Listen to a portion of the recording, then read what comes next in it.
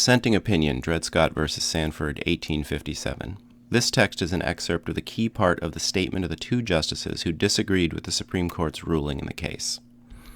The question is whether any person of African descent whose ancestors were sold as slaves in the United States can be a citizen of the United States.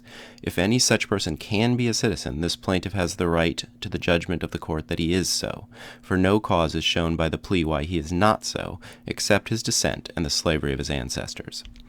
To determine whether any free persons descended from Africans held in slavery were citizens of the United States at the time of the adoption of the Constitution of the United States, it is only necessary to know whether any such persons were citizens of either of the states under the Confederation at the time of the adoption of the Constitution. Of this there can be no doubt. At the time of the ratification of the Articles of Confederation, all free-born inhabitants of the states of New Hampshire, Massachusetts, New York, New Jersey, and North Carolina, though descended from African slaves, were not only citizens of those states, but such of them as had other necessary qualifications possessed the franchise, on equal terms with other citizens. Did the Constitution of the United States deprive them of their descendants of citizenship?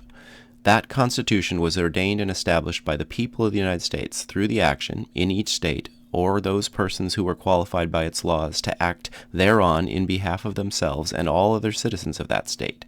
In some of the states, as we have seen, colored persons were among those qualified by law to act on this subject. These colored persons were not only included in the body of the people of the United States, by whom the Constitution was ordained and established, but in at least 5 of the states they had the power to act, and doubtless did, by their suffrages, upon the question of its adoption. It would be strange if we were to find in that instrument anything which deprived of their citizenship any part of the people of the United States who were among those by whom it was established.